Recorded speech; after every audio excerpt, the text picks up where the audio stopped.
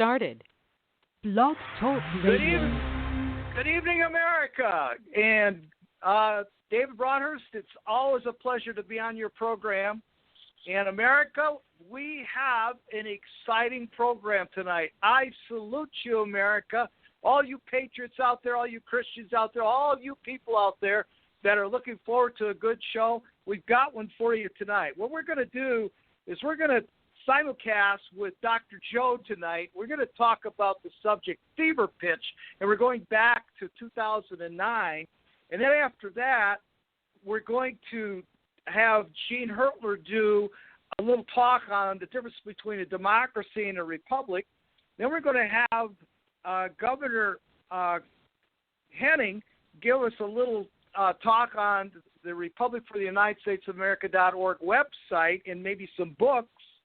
And then we're going to have Justice Roger Waters talking about the three gods of America. So we've got some really interesting topics. We don't know where it's all going to lead tonight, but before we get started, I'd like to ask Representative Mark Binder from the Free State of Iowa to open us up in prayer. If you would, please, sir. Yes, sir. Thank you, David. And Gator, it's a pleasure to be on the show. All right, let's go to God and ask him for a few things here. That's what we should start it with anyway. God of our fathers, thank you for all the blessings we've received, both seen and invisible to us. Thank you for your word and the word made flesh that walked among us. Foretold us all things, took away the sin of the world by his sacrifice, and gave us power over all of our enemies. In the mighty name of Jesus Christ. Help us to be useful to those we represent by spreading your wisdom far and wide in this republic, because it's the right thing to do. Let truth and virtue abound tonight and always in this republic, because you can't have justice without truth, and the republic won't last long without virtuous, God-fearing leaders. Give us eyes that see and ears that hear your word, and direct us so that we can be useful to you and restore a republic, yours and ours, Father. Keep our military out of harm's way and protect them by the covenant in Psalms 91, as you have done throughout our history, until the battle of Armageddon and Hamagog, when you, Father, will fight the nations listed in Psalms 83, using supernatural forces, including hailstones that weigh a talon. Keep you, Father, in times of trouble, and keep your word close at hand. We pray and decree all this in the mighty name of Yeshua, our King. No king but King Jesus. Amen, and thank you, Father.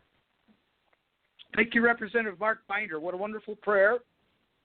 What I want to do, America, is I want to start talking about a fever pitch with Joe, Dr. Joe. We're simulcasting with Dr. Joe in his radio show tonight.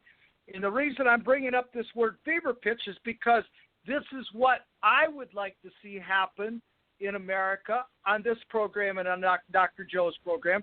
Dr. Joe, are you there? Yeah, I'm here. Joseph Gibson. You can call me Joe, just plain old Joe. I'm a scholar, I'm a scholar, but not a doctor. I don't have a doctorate, but I am a scholar though. So we could just say Joe Gibson. That's fine, if you don't mind. Okay, Joe. Joe, what I'd like to do is I know that you're familiar with going back to 2009 and with the RAP program and so forth. And can you kind of give America a flavor of what it was like, what caused all the commotion with the phone call? You know, I guess the switchboard got wrecked and all that there. It was getting to be pretty wild. There was a great deal of excitement. Would you kind of give us a little bit of history on that, please? Sure. I don't have a problem doing that. You know, we go back to there's a lot of movements within the Patriot movement itself that have transpired throughout the years, and I've actually seen a lot of it, and even prior to 2009. But we're talking here about the Republic here. I mean, I could go back to the early 1990s when, we could go back to the formation of the militia movement, really. But really, we're talking about the Republic, and there was a great deal of excitement, like you're saying. And it really actually started to begin in, it was around July of 2002, if you can go back and look up archived videos or interviews, radio show interviews with Mr. Tim Turner at that time. Okay, he's the president of the Republic. Okay, at that time. If you go back to www.morningliberty.com, for instance, they did a live show with Mr. Turner, and it was a 1-hour radio interview with him, and they started talking about putting together the 50 de jure grand juries at that time. Okay, and the 50 de jure grand juries, which is lawful. If this is lawful, you have to understand your Constitution, and this is good where Gene Hertler and David Hertler, you read their books, Re-Inhabited. This explains everything, what the lawful government really is, what our real republic really is, and you'd understand it if you read their books. However, back then we put together these grand juries, and what they did was serve the governors of all 50 states with these letters of you need to resign, you have 3 days to resign, or face arrest. And not physical arrest, not you get placed in the handcuffs. There's more to it than that, and I'm not going to get into that. That's a whole other show. However, that's where it all began, and people got very excited about that, and they said, because really you have to look, according to President Turner, there were over 80 countries at that time around the world, 80 nations, that were basically sick and tired of this corporation, the United States corporation, and tired of the what was going on. And after 9/11, you figure this. Remember, this 2002 I'm talking about now. This is right after 9/11. We're in a war now with Afghanistan, and then we move up to 2008 with the banker bailout, and the economy's crashed. And in 2009, like Mr. Hertler was just mentioning, we're in full steam ahead now with the Republic, with hundreds of thousands of members, millions of supporters. Now, the phone lines that he was talking about during this radio call where the FBI was listening and the government was listening, that is a true story. I was on the call that night. I just listened, and I forgot who was hosting that night. It may have been Kelby, actually. I think he might have been the one hosting. I'm not sure. I don't remember. But it was an exciting call, actually, and we're going back, of course, to Mr. Sam Kennedy. His real name is Dr. Glenn Unger, actually. And we go back to Sam Kennedy, Mr. Turner, and there was an agreement behind Mr. Kennedy's back with Mr. Davis, a Mr. Davis character. I don't have his full name. I know his name was Mr. Davis, where they were going to arrest the Federal Reserve and the assets of the Federal Reserve Bank at that time. And it's very hard to just jump into this conversation without understanding the full history and documentation and all the characters that were involved of pursuing this at that time. But we were full steam ahead of restoring our republic. Let's put it that way. And we had the military involved at that time. The military was high-level members of the military were on board with the republic. They were, whether you believe it or not, that's fine. It doesn't make a difference. I'm here to testify it was true, and there's others out there that can testify that it's true. Whether you believe it or not, that's fine, because it's going to happen most likely again, because history always repeats itself. However, the military was on board, and everyone was having these meetings all across the country, and we were going to these meetings. I remember meeting in Chapel Hill, North Carolina, several times with a few of my friends that are probably listening right now even. I brought them down there. They didn't believe what I was telling them. I said, hey, look, we're going to be restoring our lawful government. They're like, what the heck are you talking about? The government's the White House and in Washington, D.C., and I had to explain the Federal Reserve to them and how money's created and all this. And what happened was is this fever pitch that you're talking about is that's what they had back then when Obama. Everyone did not – the patriots of America did not trust Obama with good reason. He was not even an American citizen. He was going to bring in this socialism, kind of like what Bernie Sanders was preaching, and we're all afraid of this socialism, which we should be because it would destroy our country. And Obama was a socialist. We know that. And Obama hated the Republic. We know that because he went after members of the Republic. We know that because a lot of them are in prison today. And what had happened was we had this fever pitch of patriots all around the country that were uniting, coming over to the Republic, and this kind of scared the corporation. And of course, what happens is most people fall away from the truth, and they start wanting to go do their own thing instead of staying the due course. You know that movie, The Patriot? when the colonel's in, Mel Gibson's in there and he's like, the guy's telling him, stay the course. But it would not do good for the cause. He's telling him all this, Don't. When his son dies and he wants to get out and he says, I'm through, I'm done, and stay the course. The cause. What is the cause? What is the cause? What is the republic? What is the cause? And that's, I think, what we have to get back to. We have to make sure everyone stays the course. And if we could bring everyone back together again and unify the patriot community out there, and somehow, some way, some shape, form, or fashion, and put all the differences aside that everyone has of wanting to be an individual chief instead of being an Indian, because we have too many chiefs out there, not enough Indians, we can actually achieve something great. Because right now our country is in turmoil. We are in turmoil right now. That is clear cut. We can all agree on that. If you don't, then you had your head in the sand. So we have to get back that fever pitch like you were just talking about and bring back a unification across our republic, across our land. And we have to also make sure that we put forth make sure, without a doubt, we put God first. Because without God, nothing's going to come good of it. We're going to become divided and destroy ourselves. We have to put God first. So I'm going to throw it back over to you for a minute. What do you think about what I just said right there? I'll throw it back to you because you said you wanted to converse with me back and forth. Maybe you can pull some more information out of me. I don't know. I'll throw it back to you, Mr. Hurtler. Yes, thank you so much, Joe. Exciting. What that does is it generates excitement in me, because if it was done back then, it could be done again. And you're right. The country is in a state right now where, hey, if something was said, if the words were right, it was articulated properly, I think that there's a chance that there could be a fire that could be ignited. If I was to ask you, Joe, let's say that both of us would want to get, some people that you have high regards to, and we was going to have a roundtable discussion. And we were going to sit down in the morning and we were going to discuss what steps could we take. God is number one, but what steps could we take?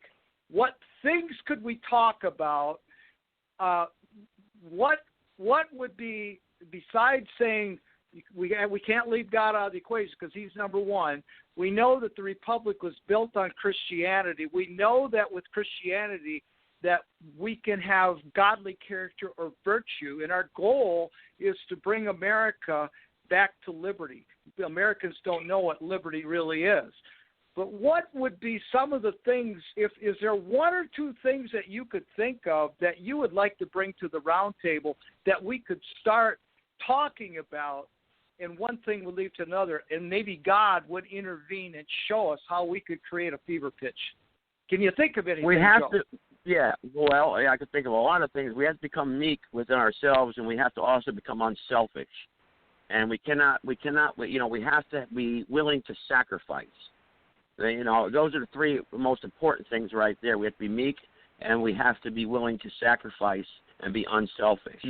So if we can accomplish that and then have respect for others out there and what they have to say, but at the same time always stick to a foundation of truth, we won't be dissuaded from the truth and fall into these follies and all the other battles out there that are dividing us. Everyone has their own individual battle. I take them on all the time on my podcast show.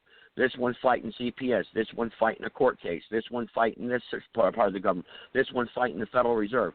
I was told a long time ago the most important thing is what everyone is always concerned about, and that's our bartering system. We must always focus like a laser beam on the banking cartels. Follow the money.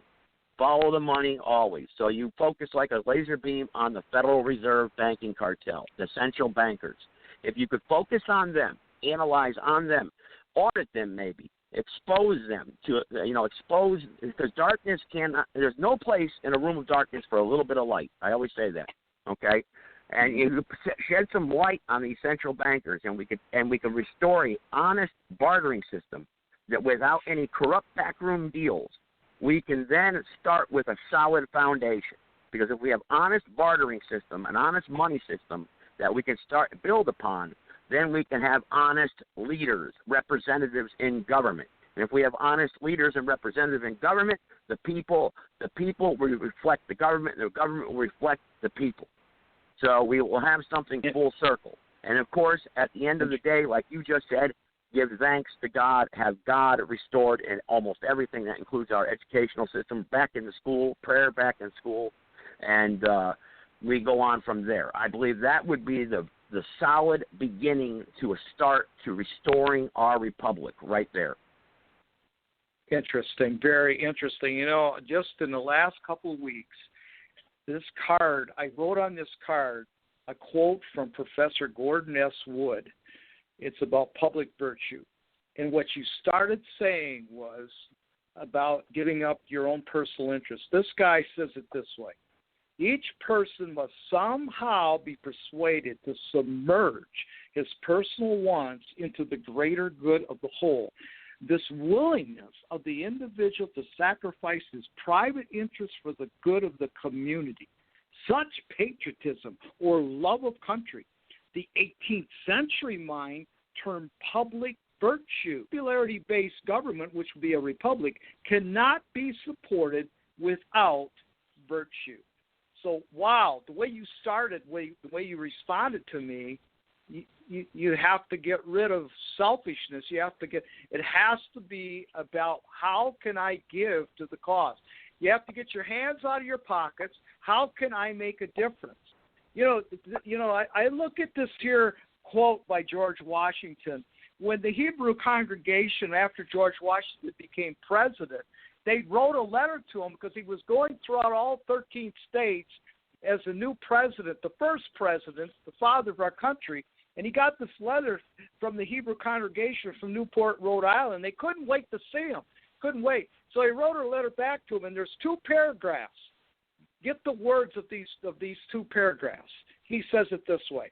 May the children of the stock of Abraham who dwell in this land continue to merit and enjoy the goodwill of the other inhabitants, while everyone shall sit in safety under his own vine and fig tree, and therefore there shall be none to make him afraid. He went on to say in the 2nd paragraph, may the Father of all mercy scatter light and not darkness in our paths, and make us all in our several vocations useful here.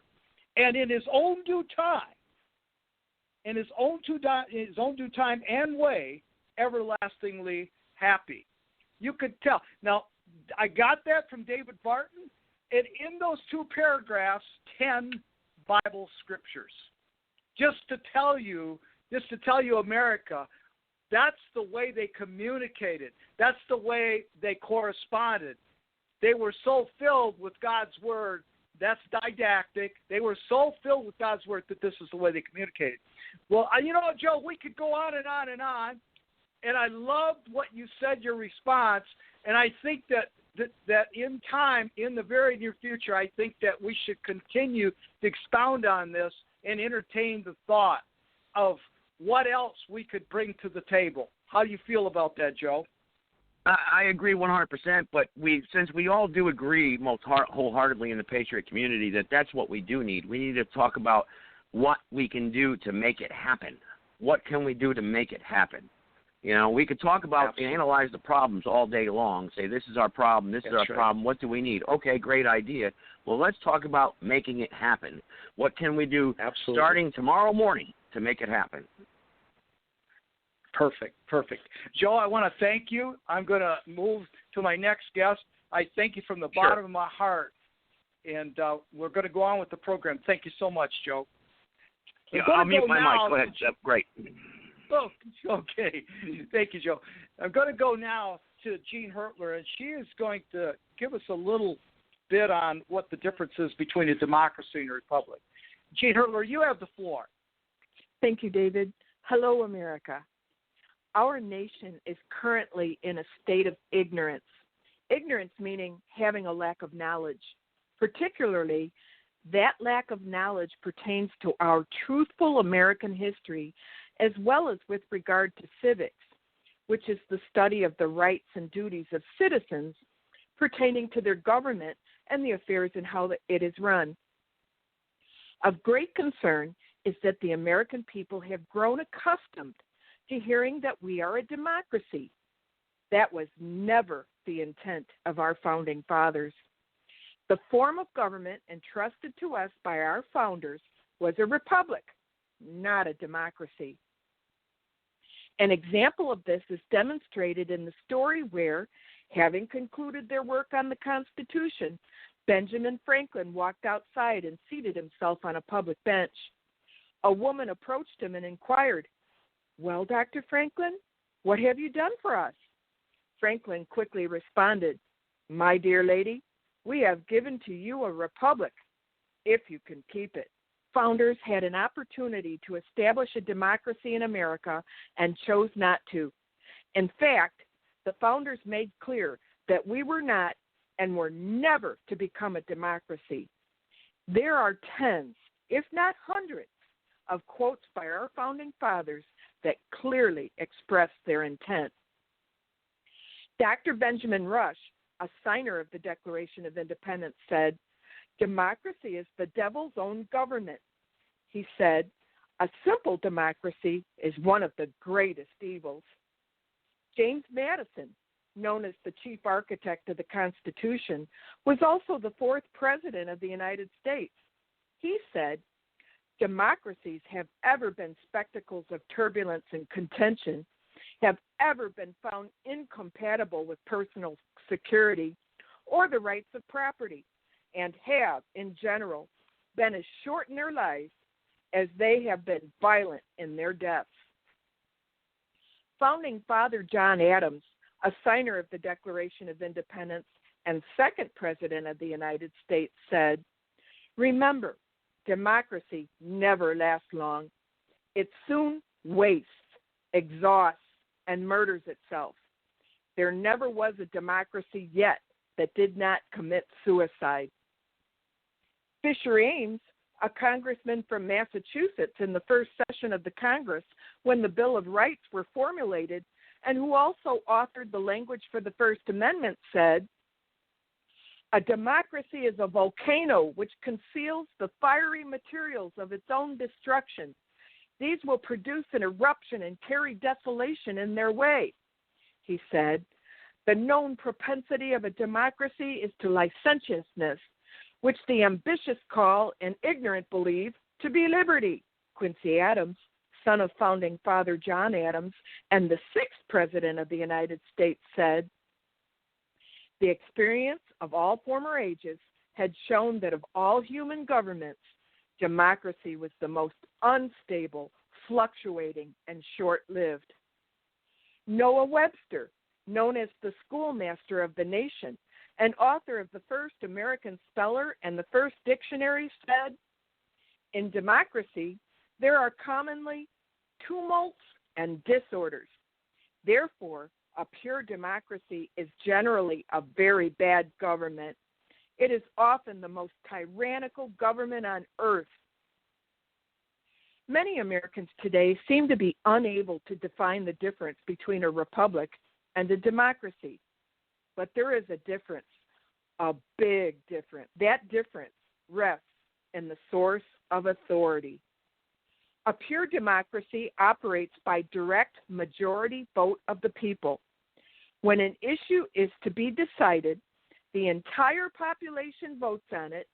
The majority wins and rules. A republic differs in that the general population elects representatives who then pass laws to govern the nation. A democracy is the rule of by majority feeling, what the founders described as mobocracy. A republic is rule by law. If the source of law for a democracy is the popular feeling of the people, then what is the source of law for the American Republic? According to founding father Noah Webster, he said, "Our citizens should early understand that the genuine source of correct Republican principles is the Bible, particularly the New Testament, or the Christian religion. The transcendent values of biblical natural law, God's laws, the laws of nature and of nature's God, are the foundation of the American Republic.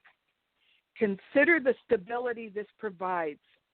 In the American Republic, murder will always be a crime, for it is always a crime according to the Word of God. However, in a democracy, if the majority of the people decide that murder is no longer a crime, murder will no longer be a crime. The American Republic's absolute principles of right and wrong are not based on the rapidly fluctuating feelings and emotions of the people, but rather on principles that do not change. Dr. Benjamin Rush said, "Where there is no law, there is no liberty, and nothing deserves the name of law but that which is certain and universal in its operation upon all the members of the community."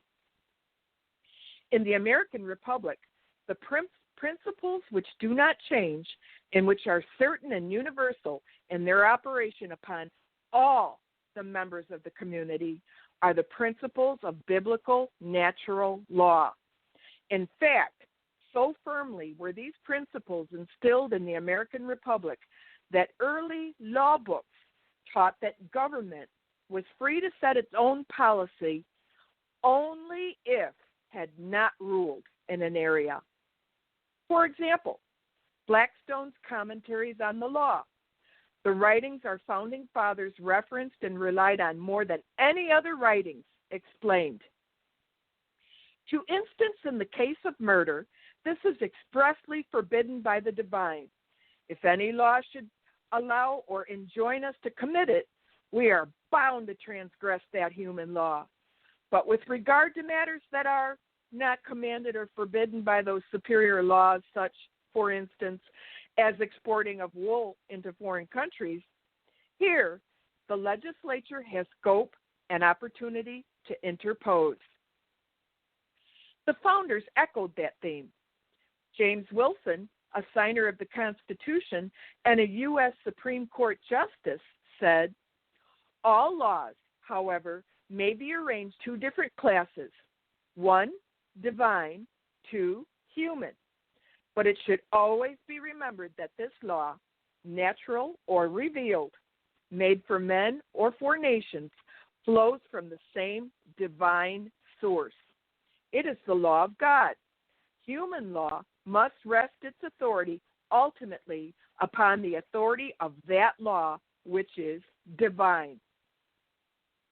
Alexander Hamilton, a signer of the Constitution, said, "The law dictated by God himself is, of course, superior in obligation to any other. It is binding over all the globe, in all countries, and at all times. No human laws are of any validity if contrary to this." Rufus King, a signer of the Constitution, said, "The law established by the Creator extends over the whole globe, is everywhere and at all times binding upon mankind. This is the law of God by which he makes his way known to man and is paramount to all human control." The founders understood that biblical values form the basis of the American Republic and that the Republic should be destroyed if the people's knowledge of those values should ever be lost.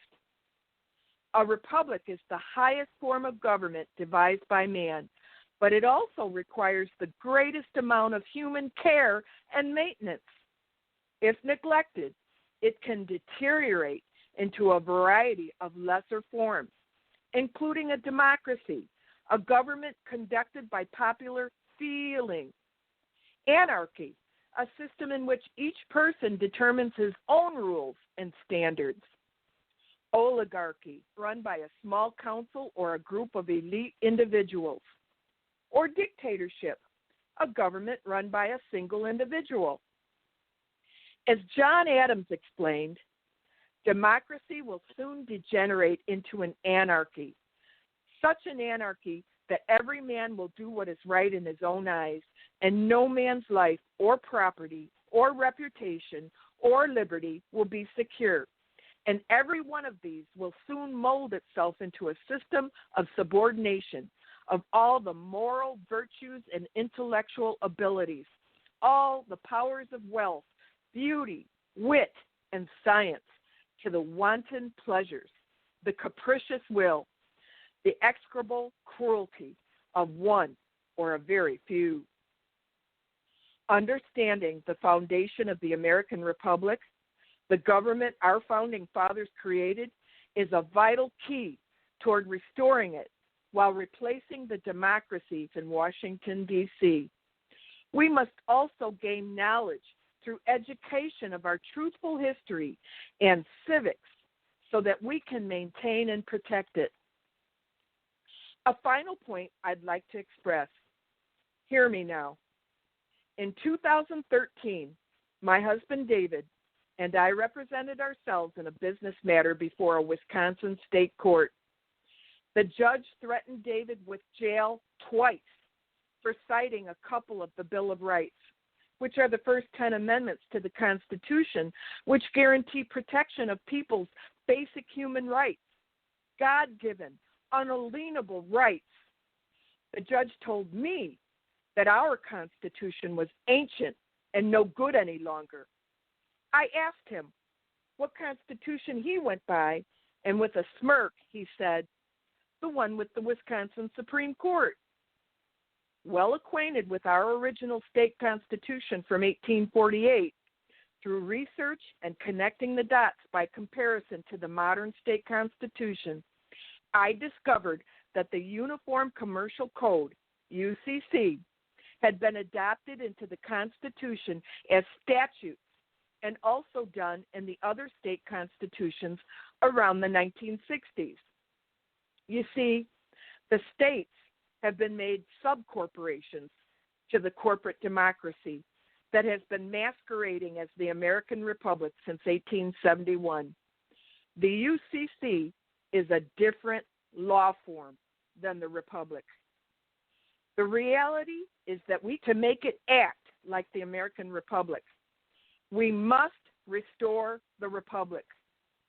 I exhort you to learn our truthful American history and join us in fully restoring what our forefathers created on this continent. Thank you for your kind consideration.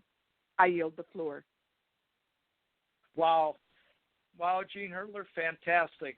Thank you so much. With that, I'm going to ask Governor Dean Henning from the Free State of Wisconsin to speak on the American Republic. If you would, please, sir.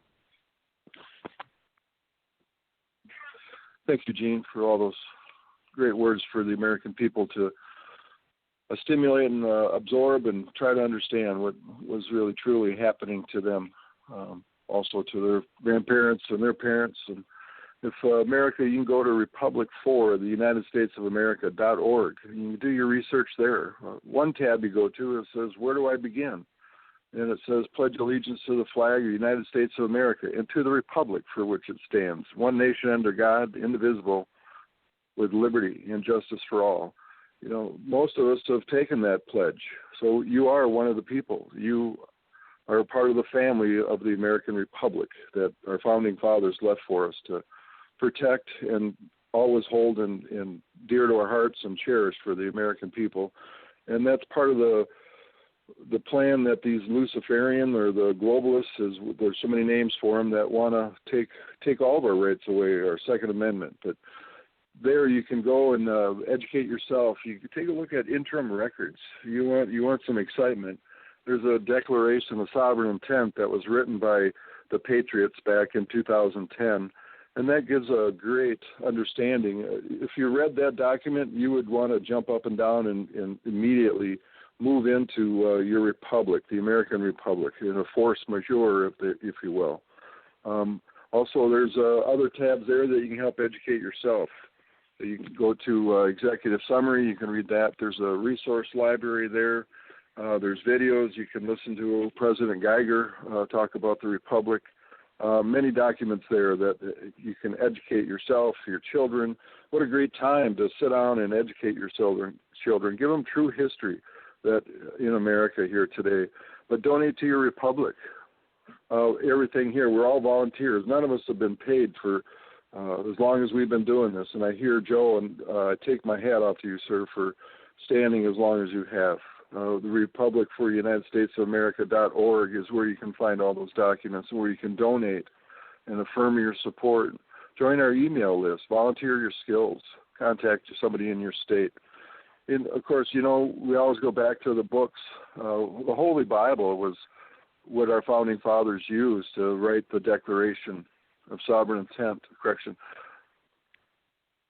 Declaration of Independence. I apologize, I need corrected there.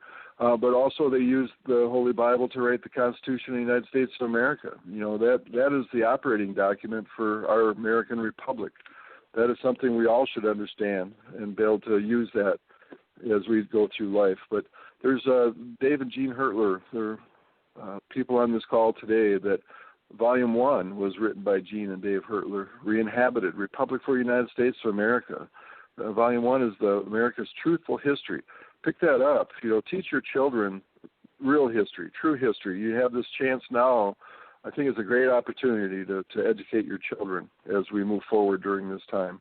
And you can order those books at reinhabited.com. There's a Volume 2, Re-Inhabited, Republic for the United States of America, the story of the re-inhabitation. And again, written by Jean and Dave Hertler. And there's one more book that was written by Jean Hertler, and it's our first Restoration President, James Timothy Turner, an American president, a political prisoner, and it's a legal brief and appeal to the courts of heaven. This was written by Jean, and you can also order that book at reinhabited.com.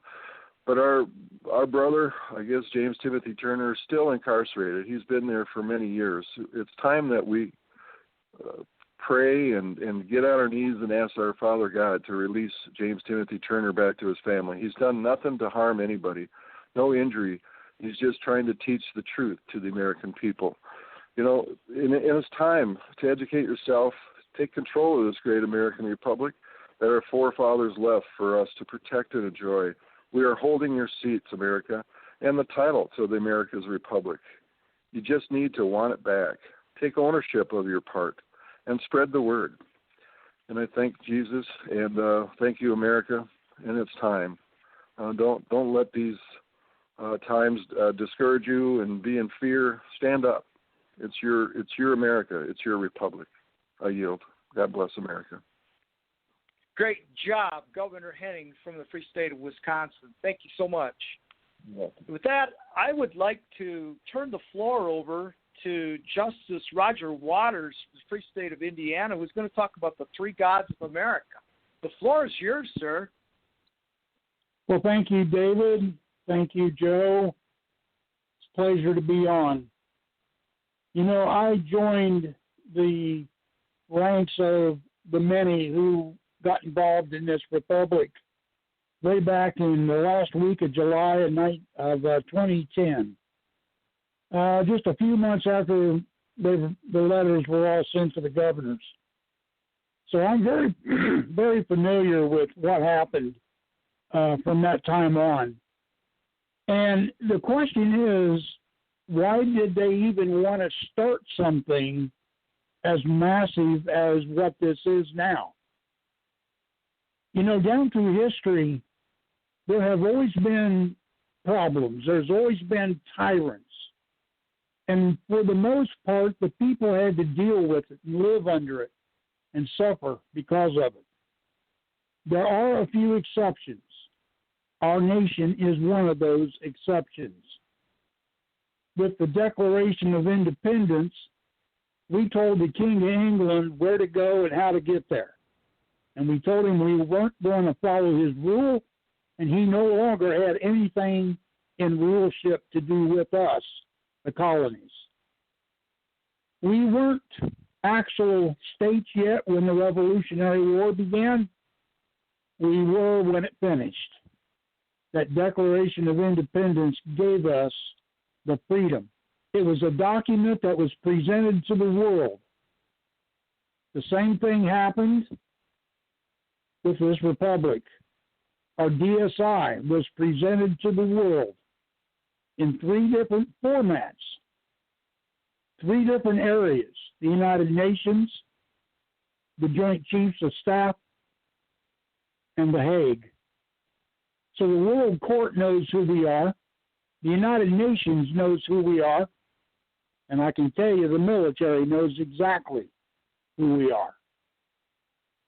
You know, it's been over 159 years, and we here in America have been under a corporate rule, a slight dictatorship of one party or another. When one party is in control, the other party begins to bring charges on the ruling party to where we are today. Your leaders in Congress in D.C. are disrespectful of the American people, their Constitution, and their Bill of Rights, and any of the freedoms we may still have today. They say that they own the military. The military says they are owned by the people. Congress says they work for the people, but we all know they really work for their own interests. No one seems to know anything anymore, let alone the truth. People from long ago went through something that has now been revealed, and it was revealed a few years ago. It is called the Coburn Writings. From many centuries ago it was written. The Egyptians dealing with Moses and the 10 plagues that destroyed their plush green nation and turned it into a sandy desert. It was found on a scroll about 60 years ago, translated into English, and here is a part of what it says. People, listen to this. Quote, men forget the days of the destroyer. Only the wise know where it went and when it will return at its appointed hour. It raged across the heavens in the day of wrath, and this is its likeness. It is a billowing cloud of smoke enwrapped in a ruddy glow, not distinguishable in joint or limb. Its mouth was an abyss from which flame and smoke and hot cinders came and fell to the earth. When blood drops upon the earth, the destroyer will appear, and mountains will open up and belch fire and ashes. Trees will be destroyed, and all living things engulfed. Waters will be swallowed up by the day of darkness. The land and seas will boil. The heavens will burn brightly and redly. And there will be a copper hue over the face of the land, followed by a day of darkness. A new moon will appear and break up and fall. The people will scatter in madness. They will hear the trumpets and battle cry of the destroyer and will seek refuge in the den of the earth. Terror will eat away at their hearts, and their courage will flow out from them like water from a broken pitcher. They will be eaten up in the flames of wrath and consumed by the breath of the destroyer. Thus, in the days of heavenly wrath which have gone, and thus it will be in the days of doom comes again. The time of its coming are known to the wise. These are the signs and times which shall precede the destroyer's return. 110 generations shall pass into the west, and nations shall rise and fall. And for those of you that may not know, that is 4,400 years. Men will fly in the air as birds and swim in the seas as fish. Men will talk peace with one another, but deceit shall have its day. Women will be like men, and men will be like women, and their passion will be a plaything to most men. A nation of soothsayers shall rise and fall, and their tongue shall be the speech learned. A nation of lawgivers shall rule the earth and then pass away into nothingness. One worship will pass into the four quarters of the earth, talking peace, but bringing war. A nation of the seas shall be greater than any other, but will be as rotten apple at the core, and will not endure. A nation of traitors will destroy men with wonders, but it shall have its day. Then shall the high strive low, and the north with the south, and the east with the west, and the light with the darkness. Men shall have divided their races, and their children will be born as strangers among them. Brother shall strive with brother, and husband with wife. Fathers will no longer instruct their sons, and their sons will be wayward. Women will become as common property of men, and will no longer be held in regard or respect. Men will possess great riches, but be poor in spirit. Then will the heavens tremble, and the earth move. Men will quake in fear, and terror walks with them. The heralds of doom will appear. The doom shape called the Destroyer will be seen in all the land whereabouts. In color it was bright and fiery, in appearance changing and unstable. It twisted about like a coil, the water bubbling in the pool with the underground supply. All men agreed it was most fearsome in sight. It was not a great comet or a loosened star, but more of a fiery body of flame. Its movements were slow. It had smoke, and it stayed close to the sun, which it hid. There was a bloody redness about it, which changed as it passed along its course. It caused death and destruction in its rising and its settings. It swept gray cinder rain and caused many plagues, hunger, and other evils. It bit the skin of men and beasts until they became knotted with sores. The earth was troubled and shook. The hills and mountains moved and rocked. Dark smoke filled heavens, bowed over the earth, and the great howl came to the ears of man. It was a cry of a dark lord, the master of dread. Thick clouds of fiery smoke passed before men as lightning shot out of the sky from the destroyer. Hot stones of fire fell to the ground, destroying everything it touched. The voices of 10,000s of trumpets were heard over the wilderness, and the flames parted like a giant breath. This is the aspect of the doom shape called the like a nut before a fire. This is what just one group of men of the ancient peoples wrote about the thing when it comes over. But why does it even come? What does all this mean? The destroyer is about an object that was seen and heard, felt, and was recorded in ancient languages on stone and tree bark and later scrolls. It hasn't just come around once, but many times. But this next time that it comes, it will send the earth into a great destruction, and many will perish because of it. So why here? And what was all the talk about when it spoke about a nation of the seas? That would be to them a future nation called America, where we ruled the world.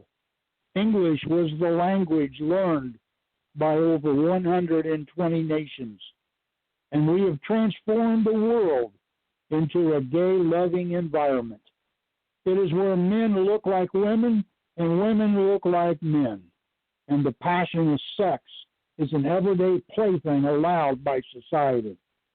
Like men have learned to fly, and they even went to the moon, and man has built ships that go underwater and it's like we seem to swim like a fish. So in 1972, the Supreme Court ruled that Deep Throat, a triple X movie, could be played in certain theaters called adult theaters, thus issuing in an age of worshiping Ishtar legally. They had already banned Yahweh from the public schools, courthouses, and most government buildings. And they called upon God, but it was the god of Ishtar, called Baal. Then in 1973, the same Supreme Court ruled that we must now start to worship Moloch by sacrificing unborn children by way of abortion to him. They have at that time called good evil and evil good, and it was done by law. They have effectively mocked the God of Abraham, Isaac, and Jacob, and now 80% of the U.S. Yeah. I just wanted to let David Hertler know and everyone out there from the Republic and forthepeople.com that we have a lot of people here who do want to chime in before the end of the show. So I just want to let you know that, please. Okay. Thank you. Okay. Thank you. Go on, Roger. Okay. They had effectively mocked the God of Abraham, Isaac, and Jacob, and now 80% of the U.S. population worship either Moloch, Baal, or Ishtar. Here in 2020, we as a nation, just inside our own borders, have sacrificed over 70 million babies to Moloch and have done so with a smile on their faces because they have passed unlawful laws that force you to pay for it.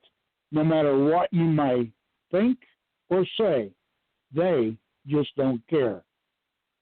The bricks have fallen down, but we will build them with hemmed stones. The sycamores are cut down, but we will change them to cedars. This is what has happened at Ground Zero in 2001. Once the cedar was removed, judgment follows, and they removed the cedar trees. This is what Israel said, and their destruction came. This is also what we have said, and it is now 19 years later, the same as Israel, right before Babylon invaded. Next Shemitah year is 2022, which starts in late September of that year.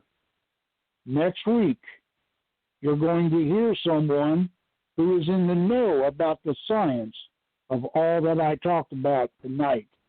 He is an astronomer, and he is a friend of the Republic. And with that, David, I yield back.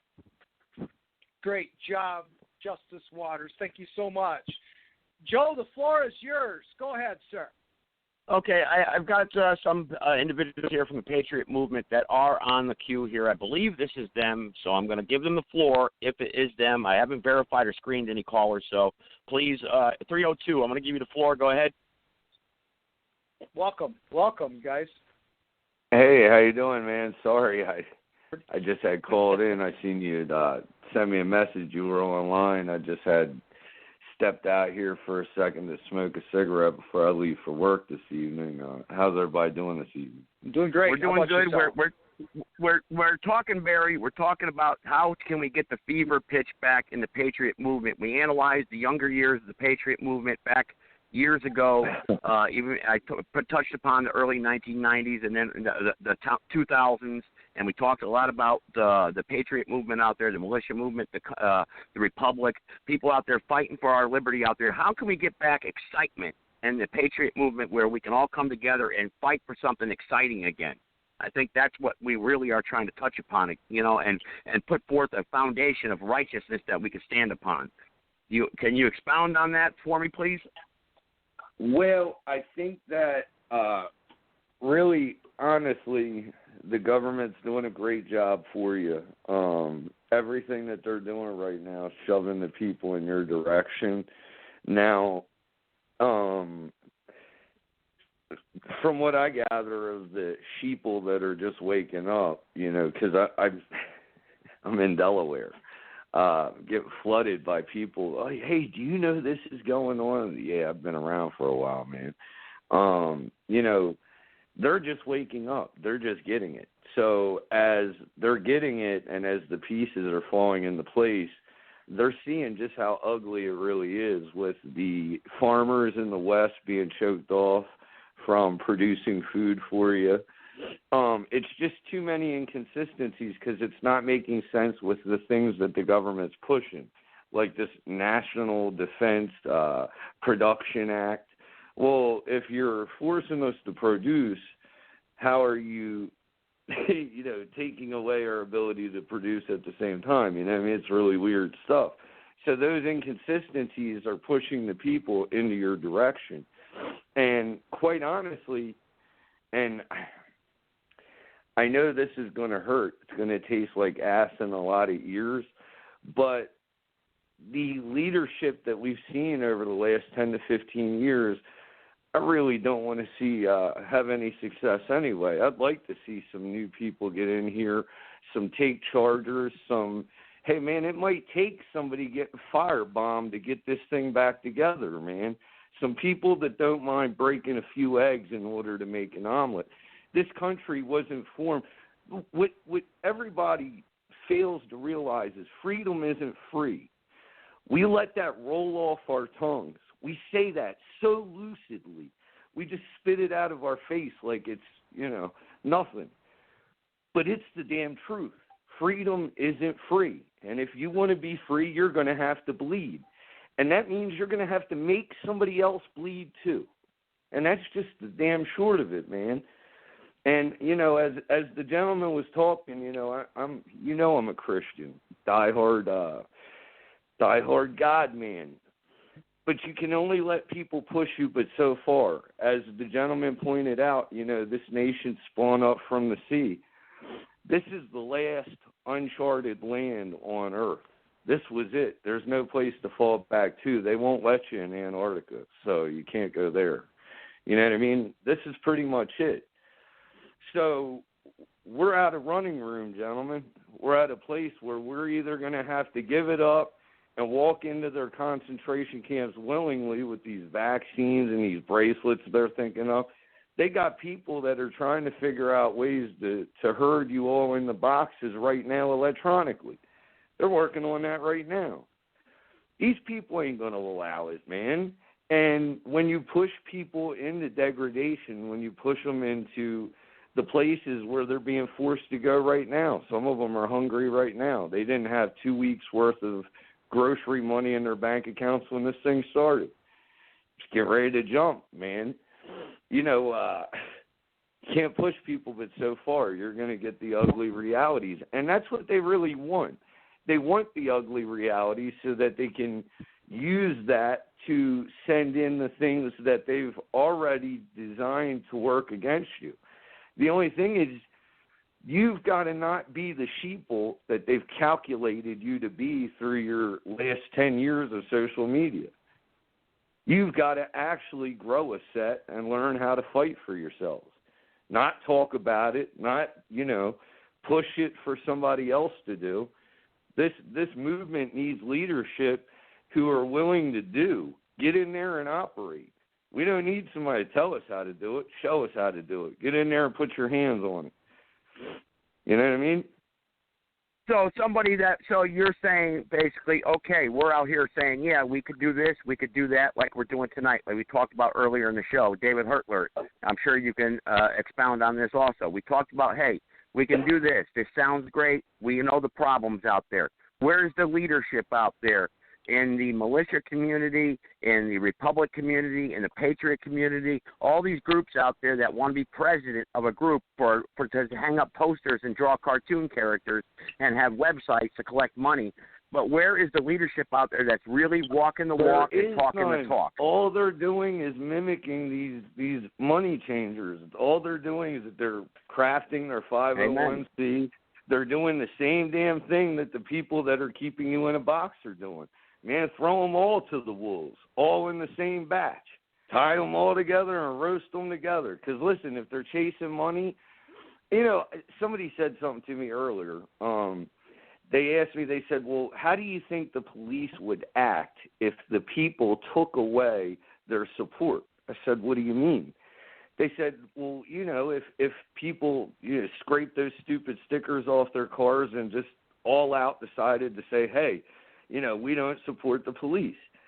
Well, they would come kick your door down whether you supported them or not, dog. They're not built for you to ask whether or not they want you to come to their neighborhood or whatever. They're not built for that. They will come with an RV. They'll ram your vehicles on their way in, throw flashbangs in to disorient your whole house, and if somebody innocent gets shot in the process, they'll do it. They've shown that. Look at your news. They ain't worried about – y'all got to get to the point where you're ready to oppose them. It's the bottom line. They're willing to come to your house and kill all of you just to get your guns, just to get their initiative and their agenda down your throat. Now, what are you willing to do to stop it? It's that simple. No more complicated than that. Amen. I would say that's inspirational. Go ahead, David. Well, I just want to say that, we can have some really good messages on these radio programs and so forth. And what happens is you've got people walking by and they're hearing this and they're doing a stop and they say, that's some good stuff. But what can I do to help? They got their hands in their pockets, but then there's some people that take their hands out of their pockets and say, how can I make a difference? And I think what I'm hearing you guys say is that there's people that want to make a difference, but they need leadership to lead them down this path or this path to make a difference. Is that kind of what you're saying? I think that's kind of true in a way. I mean, I've been called a coordinator by people. Listen, I'm not a leader, but a coordinator. Where's our leadership? Here's the thing. Can I tell you? I'm going to be real honest with you. I spent a lot of time getting kicked around by these dumbass groups, and you get thrust into these leadership positions in these groups, and I've been there a few times myself. And the very second you get into that position, you have a bunch of targets on your back because it's the position. It's the title that they actually worship. You could say anything. You could get up, hold the microphone, and fart out of your mouth, and just the position, just like Trump. He can do it right now. He can get up on there and say some of the most cockamamie bullshit you've ever heard in your life. And people will say, yeah, that's my president. He tells it like it is. Man, that man ain't saying nothing. That man got up there, he growled, he roared, but he didn't tell you nothing. He didn't say anything for you. And honestly, the God's honest truth, he's not done anything that's within his power to actually help the people. 60 million people out here still supporting. Oh, I think he's going to do a great job in 2020. Yeah, I heard that. As if 4 years of trying to take your guns and now this damn pandemic, man, he's just doing the same thing Obama started when he was president, man. Same shit. In fact, he got worse. But people are still pushing. They worship these damn titles. Stop worshiping titles. Start worshiping the what God gave you. Free will. He gave you that. Yeah. That's what our founding fathers realized, that these are natural rights that God gave everyone. You understand? That's right. That's right. Here's what's missing. The word serve. You don't hear the word serve. That's the republic. And that's because they're not looking to serve. They're looking to be served. You understand? They want exactly. Yeah, that there is no. The only way that you can serve truly is to not receive anything for what you do. No payment at all whatsoever. That's the only way it's service. Mm-hmm. It can't be considered service. I kind of agree with Barry you're saying right there. Listen, we don't need titles and nobles. We don't need nobles and titles anymore. Not even about we don't need them. But forget I said that. Let's make it even more simple. Let's take all the bullshit away. Okay, let's go ahead and strip it all down. If you're getting paid, it's not service. You're not serving anybody because you're getting paid. Whatever you're doing with your money supports the lifestyle that you chose to live by accepting whatever comes with that contract. You understand?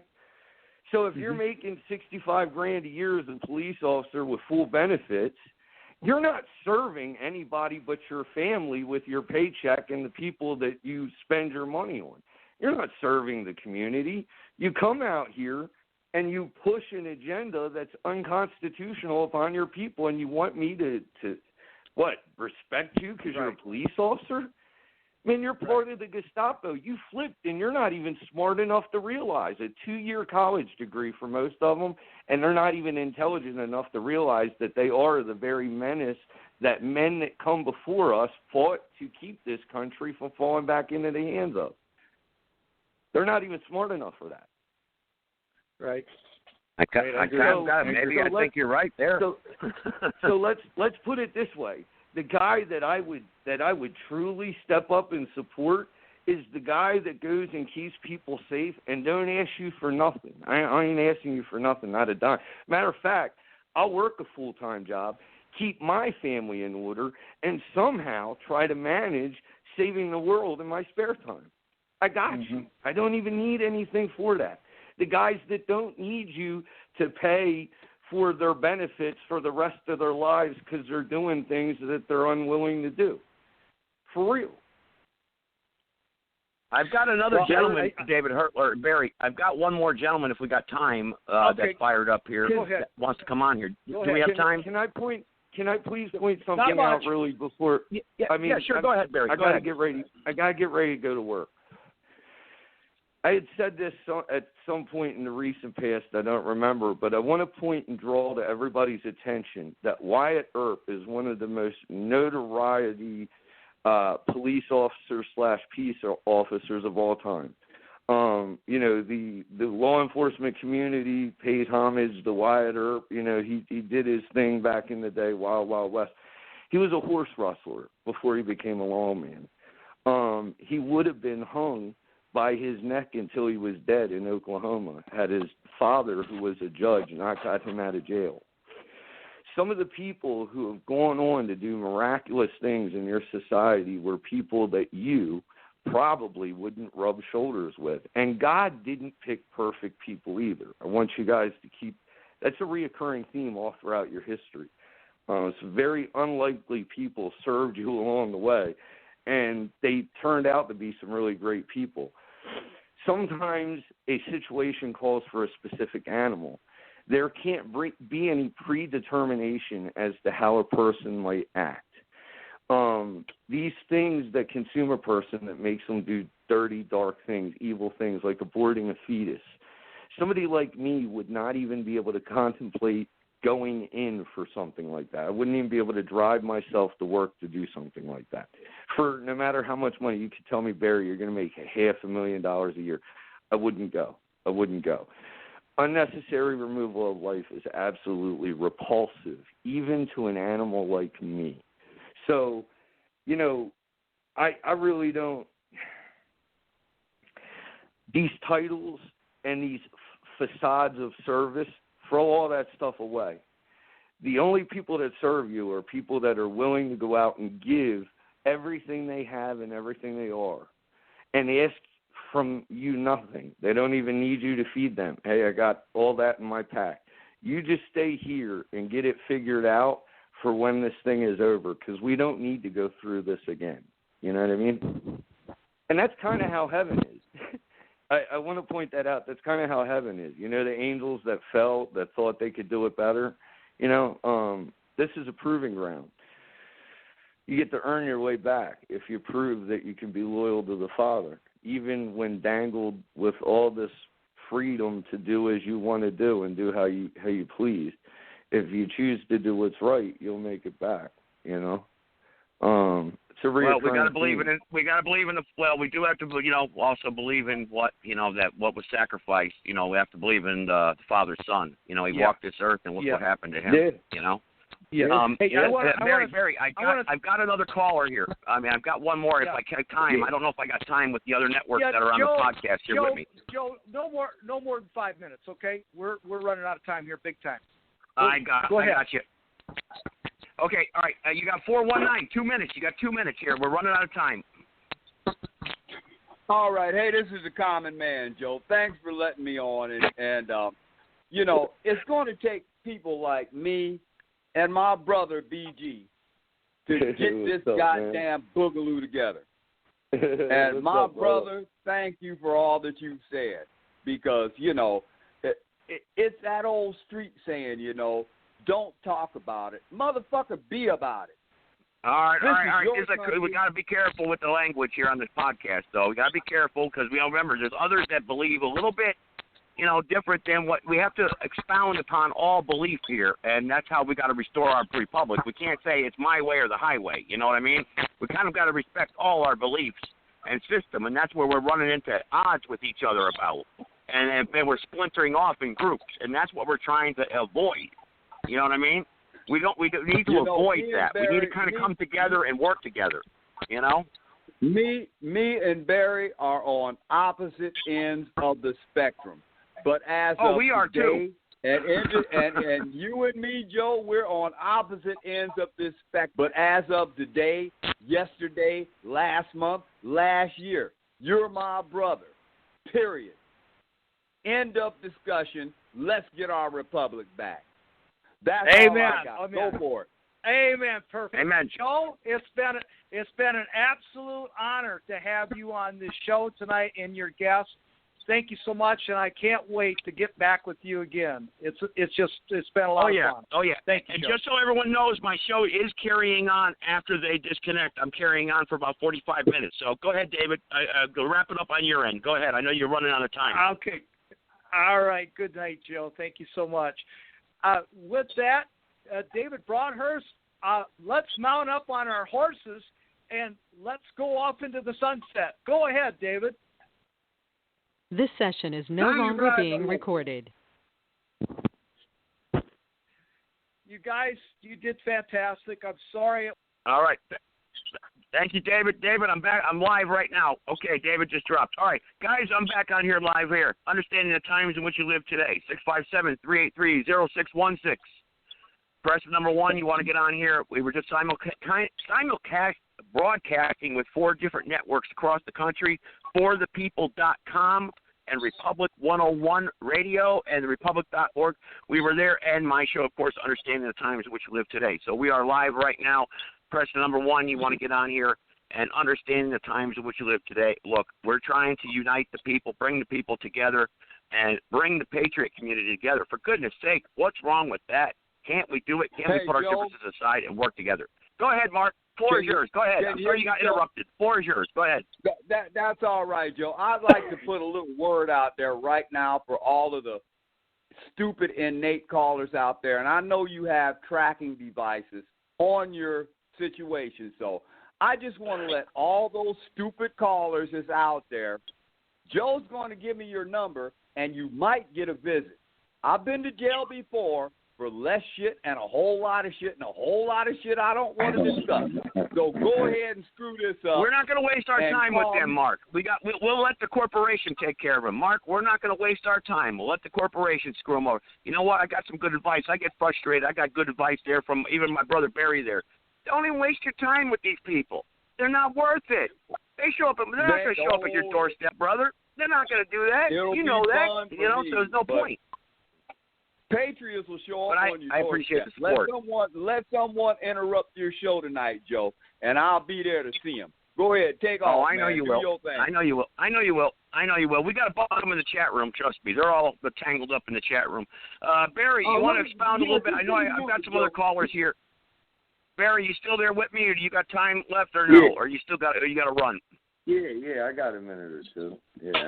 All right, the floor is yours, brother. Go ahead. Oh, yeah, I'm just saying, man, it's not a specific group. It's not a specific leadership pattern. Y'all got to learn how to get random, because this AI, this artificial intelligence that's been, feeding off of your posts for the last 10 years, This thing's learned how you guys as a community think. So it knows how to wow you. It knows how to floor you.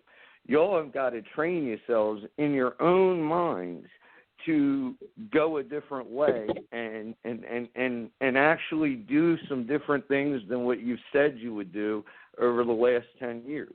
You've actually got to play opposite. If you said you'd do this, this is the way you got to play it. You know what I mean?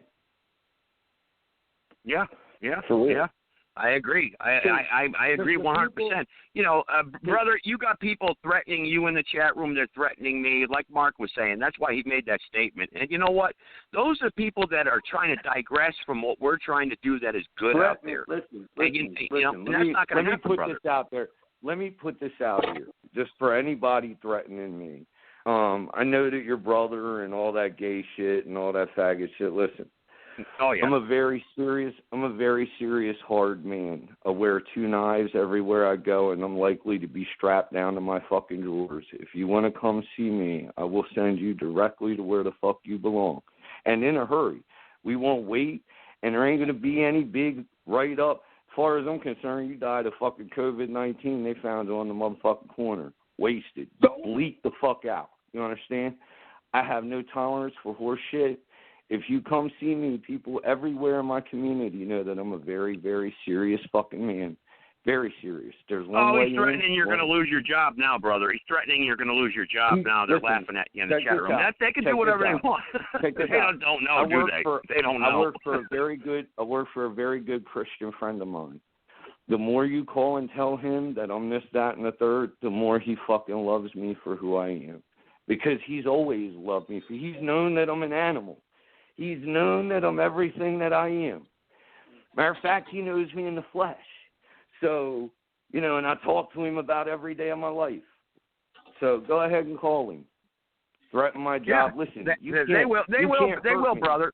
Yeah, they will. They're scumbags. They will. They're scumbags. They will. Listen, you could call your highest authority. You can call what you think I answer to. Ain't nothing gonna save you.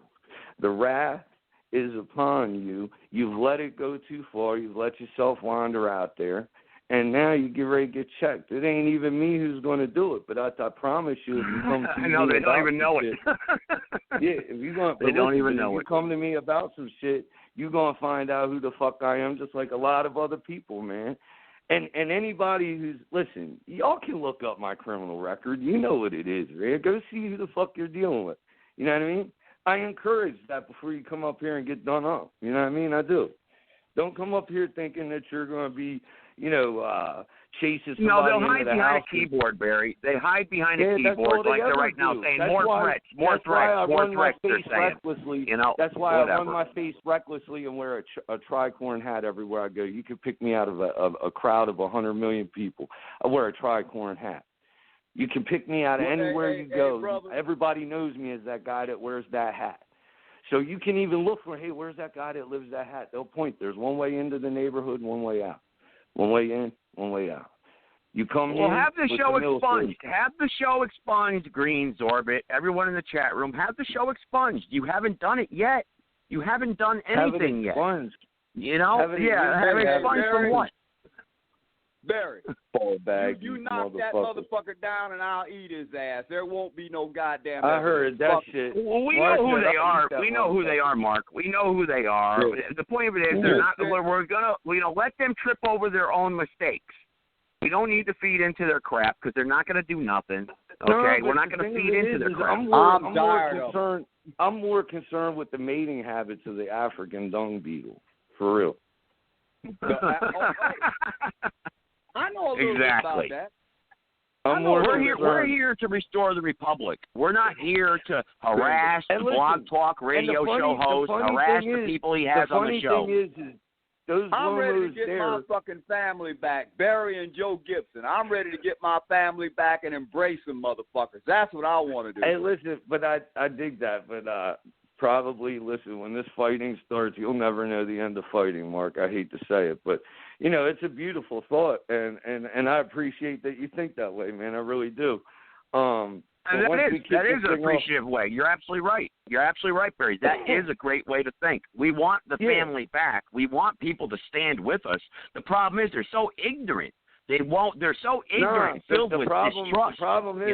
The problem is at this point, at this stage of the game, they have enough ammunition, equipment, arms, and people willing to do it around the world that they really don't need you to say whether you want it or not. They're going to shove it down your throat. That's why they're doing all this stuff. And normal, everyday people are realizing it in leaps and bounds. So, you're not going to be in this fight alone. And all those naysayers, those people that are threatening in the background there, all those dumbasses, they're going to be the people that are going to find themselves looking what they thought they were looking inside to see.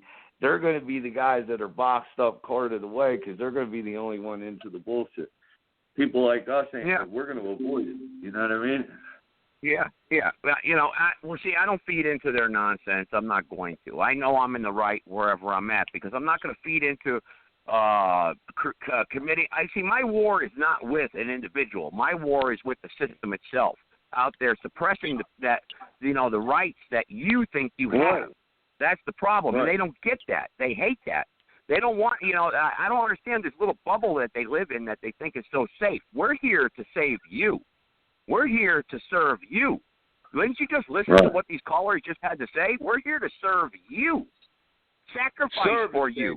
But they don't understand that. They get angry. They get upset. Hey, hold up. I want to correct you on that. They might be here to serve you, but you scumbags that are in here naysaying and doing all that, I'm not here to serve you. I hope you motherfuckers rot and burn in hell and the maggots eat you off the motherfucking earth. I don't give two fucks. I hear you. I hear you. Well, you're right. When they attack your family, and they spoof caller IDs, get into people's voicemails, and they hack into the show, you're absolutely right. That's not something that you can respect at all. You can't respect that. That's totally disrespectful. It is. So you're absolutely right. Yourself on that one. I'll give two fucks for them. They can eat it dick, as far as I'm concerned. Yeah.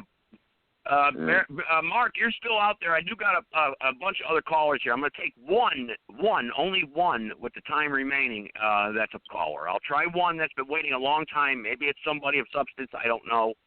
I'll try that, and if not, what I'll do is I'll just give you guys the floor, and we'll wrap up the show. Go ahead, private caller. Go ahead. Hello, can you guys hear me? Yeah, I recognize that voice. That's not the private caller I wanted. Go ahead, private caller. I'm sorry. I recognize that voice. I know who you are. Go ahead. Go ahead, private caller. This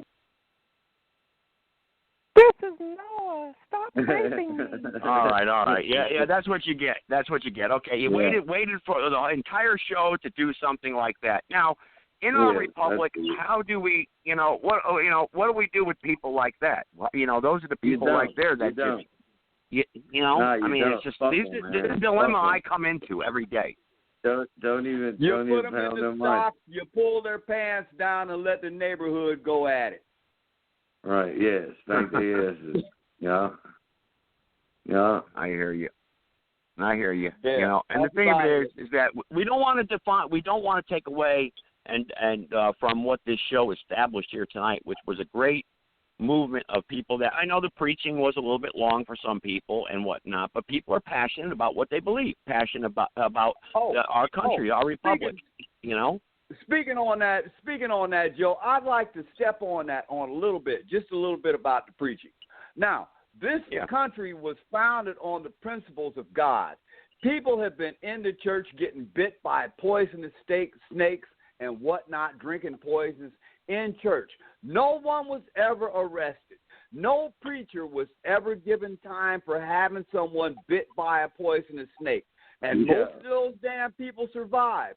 COVID-19, you can't go to church. Give me a break.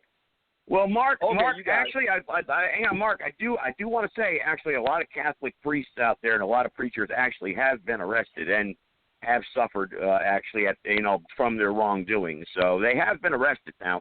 But I hear what you're saying at the system as a whole. From the alleged charges, not from their wrongdoing, from the alleged charges. Let's clean that up. The alleged charges, yeah. The alleged charges, yeah.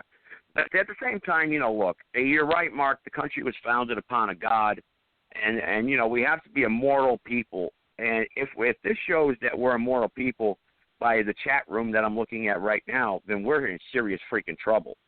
We really are. And the problem that I'm trying, the chat room that you're looking at now is a bunch of losers that have nothing better to do than to stalk your show. The thing of it is they think that they're deterring people from taking part in your show, but haters, honestly, and the funny part about it is it's their type of controversy that brings and steers people to you. You know what I mean? Yeah, that's true. Yeah, you're absolutely right, brother. You get all that activity. You get all that activity in your chat room. You get all that bullshittery, all these callers and whatnot. So Blog Talk puts your thing up there because your ratings. You got all these people calling in, all this activity, and now you get some listens. So really, what they think they're doing to hurt you, they ain't doing nothing but helping you anyway. Yeah, and they don't understand. They won't understand that. They don't get that. What you're just saying right there. All the chatters. You're absolutely right. It just moves me up along the ranks. Hey, look. Press the number 1, folks. I got a 224 number. I'll try that. We still got a little bit of time left here before we do wrap up the show.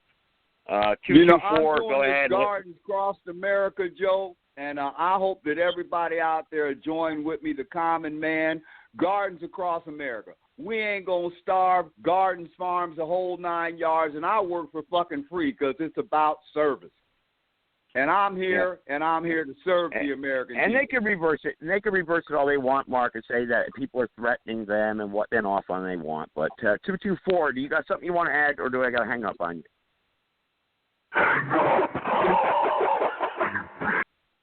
Yeah.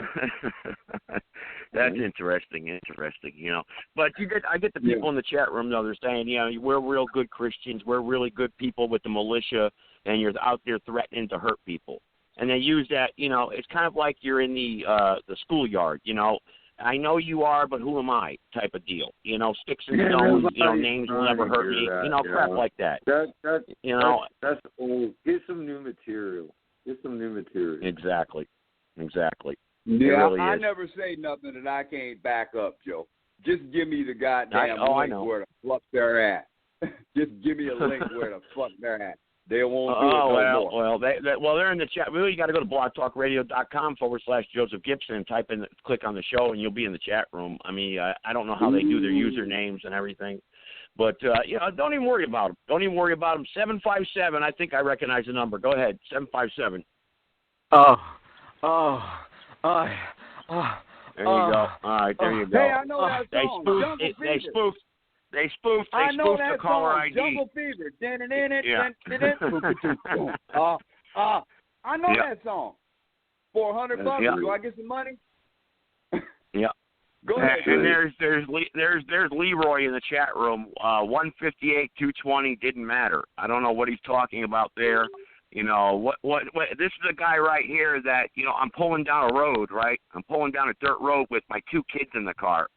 And he's going to stop on the side of the road and just smile at me as I drive by. But yet that's a challenge to a fight, that's a challenge to a fight. Little did he know what he had pointed at his head, the jackass. If he would have got out of his car or tried to block me in, I would have hit 911, and then right then and there, that would have been kidnapping. I would have been justified. So he's just a fool. He's a fool.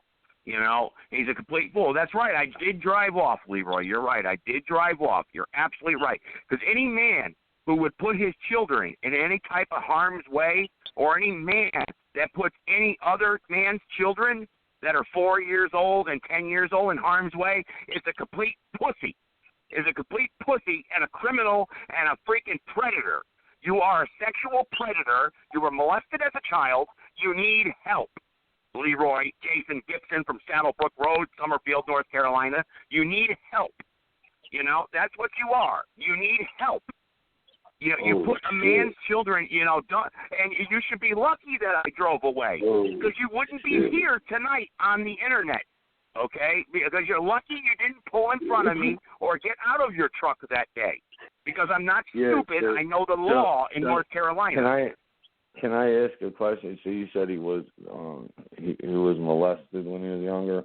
He was molested. He got raped as a child. Something's wrong with him. He's got problems like growing up for a long time. So who raped him though? Just out of curiosity, I mean. I know who raped him, but I don't want to give any names because if the statute of limitations, I'm not sure if run out on that. But yeah, he was molested by my mother got remarried. I'm not going to mention any names, but yeah, he got raped by one of my step uncles. Yeah, he got raped. Oh, yeah, and it was bad. Yeah. So yeah. So hold on. So let me ask you a question. The thing is, he doesn't even understand. Listen, check this out, Barry. He doesn't even understand that the money my mother gave him to open up his garage when he went was money that she got into an accident with driving my car. So the money that she got to open up his garage was my money. And he lost the garage. So let me ask you a question. So, like, you ever seen that movie Training Day where the dude asked him, he says, yo, you ever had your shit pushed in? And so stuff like that would trigger him. Stuff like that would trigger him, you're saying? It triggers him. You should see the messages he's like posting in the chat room right now, Barry. Right, you should see the messages. He's going berserk right now. Yeah, listen, because people know that his picture was tampered with. I dig it. I would be upset about that he got too. tampered if I were him, he got tampered with. But we're trying to help him right now. Like you said, you and Mark we want to you would actually. Right, you and Mark said you would actually care to help him. I honestly don't give a fuck for him, but I help you guys out, and out of my love for you. Let's try to work this guy's deep-seated out, because, I mean, like, his moaning thing, the way that he does that almost makes me seem like your show takes him back to that moment where his insides was getting pushed in, and I want to expound on that. Because, listen, all that breathing and moaning and shit, like, it really seems to me. Oh, he's in the host queue, Barry. He's like, I'm in the host queue. I'm in the host queue right now. He wants to get in here, Barry. He's in the host queue right now. He's in the host queue. He's in the host queue. He wants to talk. After all that moaning, he has something to say. After all that heavy breathing, he has something to say. Nah, what man. do you think, Barry? Should I let him on? Sit in the host queue and listen. Sit in the host queue and listen, man. You've talked enough. We've heard enough. We've heard enough breathing. We've heard enough moaning. We're good on that. We don't need to hear no more. Let's talk about what's really bothering this young man. Let's talk. We need to talk about it, because maybe if we talk about it, he'll deal with these issues, man. Everybody knows that his anus was played with, and it's driving him crazy. Oh, I want to get in there and tear at him, man. Listen. My anus ain't never been tampered with. You know what I mean? My anus is intact. I'm good. My manhood's straight. I did 7 years in prison. I'm good. You know what I mean? So if you got molested on the street, you're one of the softest fucking things moving, dog. You know what I mean? Hey, wait I mean, like, Barry. I didn't get raised by my parents. I didn't get raised by my parents either, but the motherfuckers that raised me knew this motherfucker will take it to the next level. We might not want to push him. Oh, he will. I mean? Oh, yeah, he starts talking about kids and everything in the chat room now. He starts bringing up kids. That shows what a pervert he is. He starts bringing up kids. And he's such a pussy. He's such a pussy. He got his ass whooped all his life. That's why he hates me. He hates me because he's gotten his ass whooped all his life. His teeth got cracked. That's how he's got a chip on his shoulder because his teeth got cracked. I know. Yeah. The kid has never been in a real fight. I mean, just think about it. Think about it. Right? Check this out. He was in Zoom talking about he works on computers all day. Here I am, Barry. I'm a landscaper cutting down trees. Who do you think is going to be the stronger man in this battle? You know, he works on computers all day. somebody's trying to cut in there. What you got, bro? What's good? Hey, Joe, you guys are really hurting me. You know, I had this girlfriend, real pretty thing. She tampered with me, man. She took her whole thumb and stuck it up in there. It's like, I was violated, but in a nice way. Oh, my God.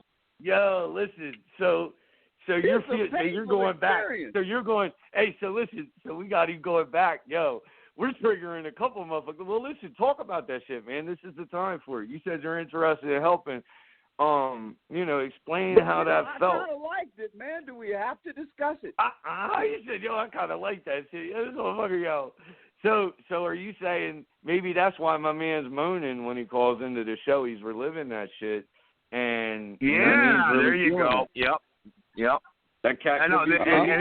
But But he was calling Chad's wife too, right? Threatening her and everything. You know, he's calling Chad's wife. Chad, I don't know where Chad is. Hopefully he's out there listening, because I'd like him to get it on here, because we're turning this into the down and ugly about Leroy. You know.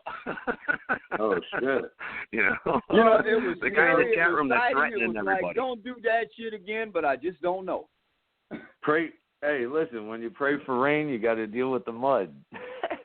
Yeah. We're convicted felons, Barry. This is the felon down low hour. They're saying we're the convicted felons. Damn right we are. Yeah, we're proud of it. We had the balls. Yeah, that's right. You couldn't do time. Right. Where would they be, Barry? Where would they be? Listen, on washing protected custody. Either underwear, braiding hair. Either riding Bozaks for tops and soups, or fucking protective custody. There's only two places. That's right. Riding Bozaks. That's where they would be. Riding Bozaks. That's where it's the top. Well, they wouldn't even have to check in, because one look at them, one look at those love handles. I'm getting messages right now about love handles that Leroy's got.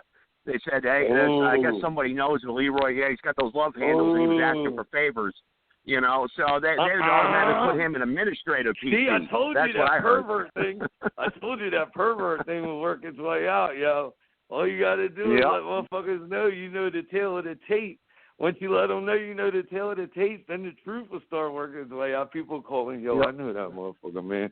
He was out here popping some scene shit one night. He got to drinking and start leaking information. Where are we going, Leroy? Where are we going? He's typing the message. Let's go, big boy. Let's go, big boy. Where are we going? Where are we going? Let's go, big boy. Where are we going? Yo, I don't you want to go to the church? Where the one where your wife knows the Greensboro police officer that sits there all night long? I don't even call men big boy. What kind of man calls men big boy? Now he's bringing up guns. Now he wants to bring in guns. He wants to bring up guns and everything. Look, Rockingham County is a sanctuary county. So Rockingham County is a sanctuary Second Amendment county. Hey, Lord. Can I break in one more time? Yeah, go ahead. Okay, I had a great friend that used to play for the Cleveland Browns, named Star. Can't remember the last name, but the first name is Star, and that's his real name. He's about 6'8". He was a wide receiver for the Cleveland Browns. Gay as a motherfucker. One of my best buddies. I don't mind if you're gay. Do your thing. Constitution don't apply to you because you can't have children. So the Constitution and the Republic has nothing to do with you. It goes on for whoever your offspring are. And gay people don't have offspring. So that's the way that should go. Okay, go ahead. Yeah, he's gonna message the mother of my children and give her $500 to move out of my house. Little does he know he's got bill collectors calling me every day. Let's see, Leroy, don't I have your birth certificate here? Don't I have your birth certificate with all your personal information here? Let's see. I wonder. I think I do. Yes, I do. And your Social Security card. Oh, it was left in a briefcase, I think. Get muscular. Get muscular, dog. Get muscular. Yeah, it ain't no fun. It ain't no fun. It ain't no fun when the rabbit got the gun. Yeah, ain't no fun when the rabbit's got the guns. Yep. Leroy hacking into my cell phone. Samsung's coming after his ass. He doesn't even know it yet. Looking like Elmer Fudd in the face. I'm gonna give me some wabbit. Yeah. Oh, Leroy is very funny. Very funny. Leroy is a clown. He just doesn't even know it. You know, Leroy is very funny. I don't understand. What is his major malfunction anyway? Why does someone get so upset? And they do shows about their brother and attack all his friends and hack into his phone and switch around his voicemail. I mean, what makes a little boy do that? Why did a little boy grow up hating his big brother? Tell me, why did a little boy grow up hating his big brother? I wonder why. Does anyone know? Yo, I'm telling you, his teeth getting cracked had a lot to do with all of it, yo. I'm telling you, once once that manhood got taken away, man, that was it. You could stick a fork in him, man. He was ready to get recycled at that point. Well, man. he did openly admit that in the Zoom room. He said he got pinned down at St. Peter and Paul's parking lot in Wallingford, Connecticut. He said it was my friend, Brian Ventura. Yeah, he said my friend Brian Ventura and I think a couple other people pinned him down in the parking lot, but he didn't tell the whole truth.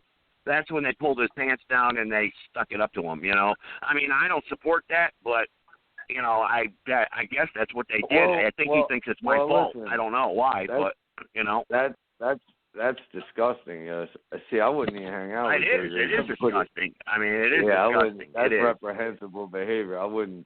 I mean, like, if I knew jerkers that were out there taking ass, you know, dudes' ass like that, I'd probably have made it a stop on my list to fuck their ass up. Yeah, I wish I would have known. I wish I would have known that, you know.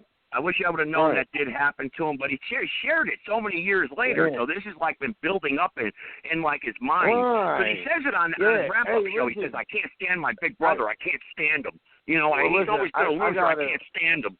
Let me put it out there so everybody knows. I mean, if you would rape somebody, you're the type of person I would want to. I would want to. Barry, am I fat? Barry, am I fat? Barry, no. Tell the listeners, am I fat? No. But the guy who had lunch with me a month and a half ago, I think, 2 months ago, actually. You know. Listen, if you would rape somebody, honestly, I would want to pistol whip you. That's just the way I feel about it. Like, I wouldn't even want to. Yeah, I agree. I'd want to, because I would want to pistol whip you, and then like after you heal up from my pistol whipping, I'd want you to run across somebody else that feels the same way and have them pistol whip you, bust all your chiclets out of your moof. You know what I mean? And you know what I mean? I mean, if it's true that really did happen to him, Barry, if that did happen to him, and he can openly give testimony on my show, maybe in the future, and say, yeah, I was raped when I was a kid, and I got raped several times in the parking lot and held down by Brian Ventura. He's claiming it was Brian Ventura and a couple other people in the parking lot in Wallingford, Connecticut. Then come on to my show and give that testimony, and you know what? Barry and I will go after these guys because you know what? That's wrong. Nobody should be raped. Nobody should ever be raped. Listen, and I guarantee you, when we drag them to whoever's going to take them in for their crimes, I'm big into choking motherfuckers. Like I'd like to, you know, cut them off. So we'll deliver them in some kind of device that, you know what I mean, where they're choked up. I promise you, yo, we'll get them good. I got you. Yeah. Yeah, we'll take care of Barry. Barry, he's really upset right now in the chat room. You know, I mean, he's bringing up. Oh God, he's typing like a mile a minute. I mean, everyone's watching it. So he's like, you know, calm down, Leroy. We're willing to help you. You know, you can come on and talk about how it hurt. And, you know, the penetration up your ass and everything. It's disgusting. Not right now. We don't want to hear about that right now. We heard I'm getting ready dinner, Yeah, I can't stomach it. Yeah, I got to get ready to go to work and shit, you know what I mean? Yeah, man. Hey, it was a great show here tonight. It was. It was great to wrap up the show here about Leroy here, who's hacked into my show, attacked all my callers, attacked Chad, Barry, everybody. It was a great wrap-up here to the show. I know I got a bunch of callers on the line here tonight. Barry said he's got to go, so... Mark, you still with me? I'll take maybe one or two more calls and we'll wrap it up. All right, 202. Go ahead, 202. You got something you want to add? Wow, what a shit show tonight, Joe. I mean... Thank you. Didn't you talk about how you finger Leroy? Yeah, thank you, T. Do you have anything positive to add? Yes, it was about Leroy at the end. Yes, go ahead, sir. Go ahead. Yes. Didn't you get potholed in jail? Yeah, no, you see, that's that schoolyard stuff. I know you are, but what am I? You know, come on, knock it off. You know, no, come on, knock it off. Look, Leroy was in the Zoom room. He openly admitted he was held down in St. Peter and Paul's parking lot as a kid, and he hated Brian Ventura. Brian Ventura, that was his name. Not Peter, Brian. Okay, so there's two different names there. And he openly admitted that in Sarah's room one night, late at night, and he said he was held down and beat down. Now, he didn't say he was raped, but I'm thinking that's what it was. That's why he's so upset. And I think he blames me, you know, for not coming to help him or rescue him. And I would have. I would have rescued him. You know, I don't like that rape and crap. I think child molestation is disgusting, and if men did that to him, if they really did, I want to hear the details. He can come on and give testimony to that. You know, I mean, by all means, that's disgusting. I could see why he is the way he is today. And he doesn't have to be upset with me. I would have helped him if I would have known. I really would have. I really would have. You know, I mean, I'm sorry that happened to him. But, Mark, you want to give closing thoughts here to the show here tonight while we wrap it up? Sure, Joe. You know, I have a little animosity towards you and BG because y'all ain't come to get me yet to damn partake in some of the fun you guys been having. So I'm a little bit put off about that. No, but listen, hey, hold. I'm gonna take that one. I'm gonna take that one. Hold up. Hang on, Mark. My home is here, and my home is your home. Go ahead, Barry. Mark, listen. I don't know what fun you're talking about, bro, but where I'm at, it's all work and no play, dog. We don't have any fun where I'm at. I know it seems like gravy because you see me smoking everywhere I go, right? Right? Yeah. Listen, I gotta smoke just to be able to keep it under the helmet. I have got to smoke all that fucking weed, dog. This is not a game out here. It's not a comfortable situation. It's all hard work and no play. We ain't having no fun, dog. You hear me? No, I get it. We ain't having no fun. We ain't having no fun, dog. No joy. No joy. I hear you, but listen, God help the Republic, and Leroy, take it easy. Don't hate Barry. Stop in the chat room with your many profiles. Stop hating on Chad and everybody else. And join the Republic, man. I don't give a join fuck. the Republic. Hey, Leroy, listen, you can hate on me all you want, brother, man. Because I don't give two fucks for you. I wouldn't give a fuck if the flies ate you off the earth, dog. So go on ahead and hate on me all you want, man. It's cool. You know what I mean? He only speaks the truth, Barry. That's what he says in the chat room. I only speak the truth, you know. I mean, that's Leroy, you know. Word is bond, kid. Word is bond. Oh, Lord, he's bringing up your mom, Barry. He's bringing up your mom. Tell me, does that really upset you? Nah, my mom will put hot shit on his ass. That doesn't bother me at all. At all. Listen, as a matter of fact, that makes you feel real good. You're on the right path, dog. Listen, you keep treading down that path, son Skino. You're going to get where you belong at. That's right. Yeah. That's right.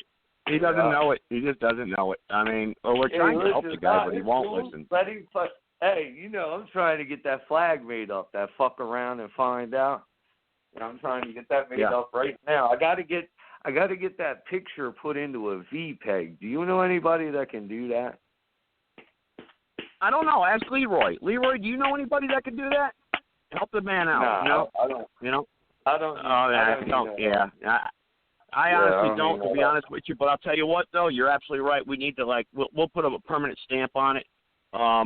Hey, look, you know, it was a great show here tonight. I'm going to wrap it up. Barry, I want to thank you, and I want to thank everyone else that was on here prior. I know Leroy wants to get on the phone line here tonight, but we're not going to give him the due honors to come on with his, you know, and yell at everybody and do what he does best. You know, Leroy, get some help, man. Get some help, brother. Get some help. You know, see a shrink. Do something. You got enough time. Let go and let God, man. Let go and let God. Yeah. Let go and let God. Hey, everybody, God bless. Take care. God bless the Republic, right? God bless the Republic. Good night, everybody. Take care. Love you fuckers to death.